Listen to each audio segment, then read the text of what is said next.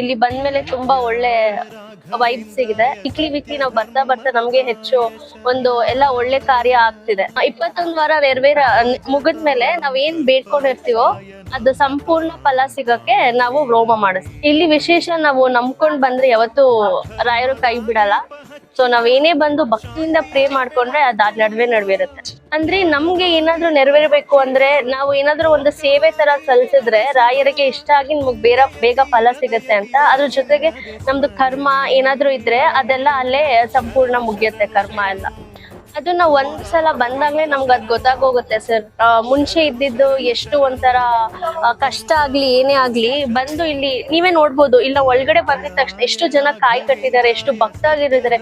ಇಲ್ಲ ಮುಂಚೆಯಿಂದಾನು ಇವ್ರು ಆಕ್ಚುಲಿ ರಾಯರ್ ಭಕ್ತರು. ಮದ್ವೆ ಆದಂಗಿಂದ ನನ್ಗೂ ಇವಾಗ ತುಂಬಾ ಭಕ್ತಿ ಬಂದಿದೆ. ಸೊ ಇಲ್ಲಿ ಬಂದು ಮಾಡೋದಕ್ಕೆ ನಮ್ಗೆ ಒಳ್ಳೆತನ ಎಲ್ಲಾ ವಾರದಲ್ಲೂ ಇಂಪ್ರೂವ್ಮೆಂಟ್ ಕಾಣಿಸ್ತಿರೋದ್ರಿಂದ ನಮ್ಗೆ ಇನ್ನೂ ಭಕ್ತಿ ಜಾಸ್ತಿ ಆಗ್ತದೆ.